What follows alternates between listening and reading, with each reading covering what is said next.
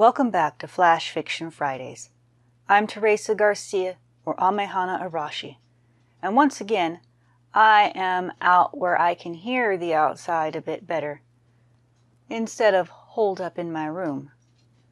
This is partly for the ambiance of having a household, including dogs that must stay glued to your side while everyone else is gone, and partly so that one can hear what my household normally sounds like without all the links that I go to try to get some quiet when I am recording. Today, I have a piece of flash fiction from a guest. She is known as Lacy Musketeer on Second Life, or Aria Wolfram.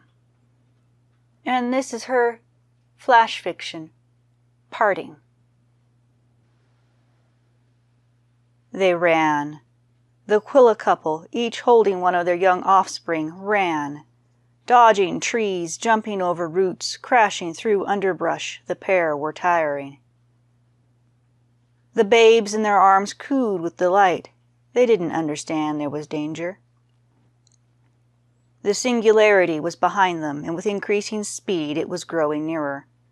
A beating of wings grew close. Hippogriffs! If the family could get away from the twisting vines and canopy of the jungle, the hippogriffs could reach and rescue them. The parents redoubled their efforts. They could finally see through the leaves. The jungle gave one final effort to stop them. The father Quilla found a root that seemed to suddenly appear, and he stumbled. Having his daughter in his arms, he managed to avoid falling, but then felt a tug on his long tail. He turned to see his tail enter the Singularity. He cried out, then stumbled as his tail was halfway swallowed now. He heard a crash as his hippogriff broke through the trees. Strong, taloned feet closed around his upper arms and lifted him skyward. His tail was stretched tight as the energy from the Singularity refused to release him. As he struggled, his daughter fell from his arms to be swallowed by the misty, wavy rift before she even hit the ground. He screamed. The hippogriff screeched. He gazed into the anomaly, tears welling in his eyes. Through the watery, twisting surface, he saw two unknown figures, one a tall Kirin, the other an antelope of some sort, reach out their arms to catch the falling babe. Half his tail fell to the ground on the other side. His hippogriff flew to join its mate. And that was Parting by Lacy Musketeer, also known as Aria Wolfram. I also intend to read a related flash fiction that those who have visited old Nisa in Second Life should recognize from their explorations. The Sim of Nisa currently is no longer in existence. However, there are parcels in the Sim of Ontario that embody the past parcels that were from the Nisa and Ibex group, including the land of Nisa with the Ool of life. And without further ado, an old tale that was found on a scroll in the old Sim of Nisa. This is Nisa. Something went wrong. On that November day in the year 2009, something went horribly wrong. Perhaps it was a loose wire, a snapped bolt, a mistyped command in the software code, or perhaps an errant strand of dark matter. No one knows. All those who witnessed it are long gone. The event horizon itself and the ensuing quantum ripple were significant enough to attract the attentions of many exo-beings. These beings sent surveyors to explore the ruined land. They recorded for posterity what they could, gleaning information from artifacts as well as bits of machinery and technology. The civilization that existed prior to this disaster appeared to be rather intelligent and ambitious, yet very young. Perhaps the species as a whole had neither been ready nor capable of fully understanding the finer mechanics of the universe. Some theorized that the original species had inadvertently created a quantum loop in which they had become trapped, never able to glimpse the full effect of their endeavors, but yet continuing to exist somewhere in space-time. This is the kindest, most hopeful, and most generally accepted theory. Over the decades, centuries, or millennia, no one knows for sure, all things were reclaimed by the natural cycles of the land. The machinery fell into misuse and foliage overtook it, obscuring it from immediate view. There is evidence that this technology attained sentience at some point. Flora and fauna returned, grew, reproduced. The land was once again in the care of its rightful keepers, the animals and plants. The exospecies have since moved on to observe other happenings, leaving this land to evolve and grow on its own. Occasionally, the native animals can be seen. These animals retain their natural forms as their individual species were before the collider was activated. Most have extra-natural qualities, being born, reared, and inundated in magics of this land. Inversely, some creatures appeared to have been created from forces unknown, perhaps engineered by the exospecies, or perhaps engineered by the long-gone technology. The individuals who have evolved in this manner have designated themselves as the protectors, the keepers, or the artists. These individuals are responsible for maintaining the land.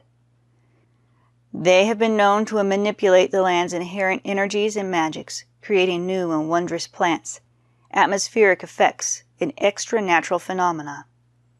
It is they who keep this land safe and alive. Denizens of this land strive to exist in peace and contentment with their fellows. This land is far too precious to its caretakers to allow animosity and strife. As more time passed, brightly colored equins began to appear. As there is no record of them having evolved in this land, a theory is that these equins found this land and began exploring. They were quite possibly lured here by the energies and magics, traveling through portals whose manner and whereabouts are lost in the annals of time. Perhaps they were brought here by some unknown and incomprehensible force. These equins, who refer to themselves as simply ponies, came here, some seeking solace, some seeking solitude, some to explore and learn. Some ponies and other beings have declared this land their home. On occasion, explorers can find artifacts from the first beings here. Adventurers may come across spirits. Some say the spirits are the first beings, some argue otherwise. It is hard to know for sure, since there is no one from before them to say to those younger races. Some are two-legged, others four-legged, and even those with no legs at all. The spirits are random in occurrence. Some lay dormant while others are active. Some are light and warm, some dark and sinister. However different the individual spirits are, each is linked to a specific type of energy in the balance of things. The spirits whisper to those willing to listen. They whisper tales of old days, of the first ones, of hopes and dreams. They have been known to offer nearby beings gifts. The land's keepers found themselves growing very fond of the new ones. So fond, in fact, that they named this land Nisa, land of the beautiful ones. Everyone is welcome in Nisa. All the keepers ask is that each pony, mythic, aquatic, anthro, human, each animal, each individual respect each other, respect themselves, be nice, and please keep everything within Nisa's G rating. Each is free to live his or her own life according to his or her wishes and desires. Each is likewise free to follow this land's history and create his or her own life accordingly. May you have a long and fulfilling journey. On that day, in November of 2009, something went horribly right. Peace. All references to MLP contact are copyright to their respective owners. It should be noted that sentient equine beings are not restricted solely to the annals of MLP, but have been in science fiction and fantasy for far longer. Other beings referenced within this short tale by Aria Wolfram, also known as Lacy Musketeer, remain copyright to themselves. Now, how are these two short flashes related when they were written so far apart? They are connected around one single event, the singularity, the thing that went wrong or right, depending on your point of view.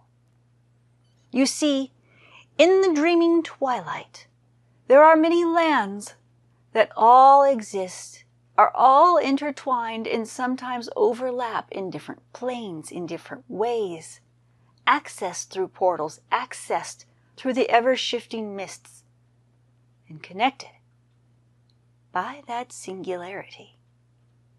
No one will know who those first beings were. We have guesses. We have hints. We should probably know. Maybe we should take a look at ourselves. And that is what is so fun about fantasy and science fiction. This brings us to my flash fiction for the week, The Seer. Listen, do you hear it? Do you hear the creak of unseen bones shifting just beyond the veil of sight?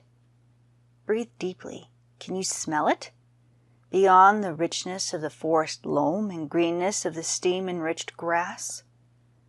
The wild richness surely must catch your nostrils. It can't be me alone smelling him. Did you hear his step?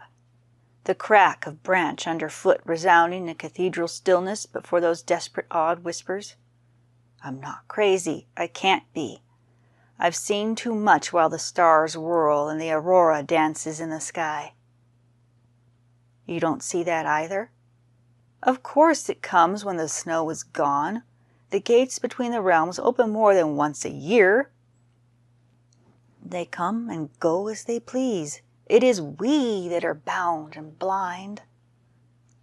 You frightened him away, foolish child. He scented your fear. Now it will be long to draw him back so that you can see him too. Stop laughing. I'm not crazy. You'll bring something else if you insist on mocking. Neither of us wants to deal with what feeds on that. There are too many of those to list. The boggart, the burra, those lost souls left wandering after long-ago battles. Who knows what could come in this age of cultural intermingling and spirits traveling country to country after fleeing families? I did not always see him. I still don't know why he chose me out of all the other women better appointed. Sometimes he whispers, though, and shows me things. I want you to know him, too. I don't want to be alone in seeing him, in seeing them. And that was The Seer. Next week, on Friday, I will be back with more flash fiction. Some will be written by myself. Some may be written by others. I do have a few other people that I would like to feature. Each featured short story earns $3 to the person that wrote it. If you have flash fiction that you would like to have featured, please feel free to submit it to me. You can write me at ladyrainStardragon@hotmail.com. You can note me on Patreon, then a little comment on one of my posts. If you look on thgstardragonpublishingblog.com, you will find more information about how to get on the podcast. I am open both to reading your work or to incorporating your reading of your work. As always, I'm Teresa Garcia, and this has been Flash Fiction Fridays on flashfictionfridays.com. Until next time, happy reading.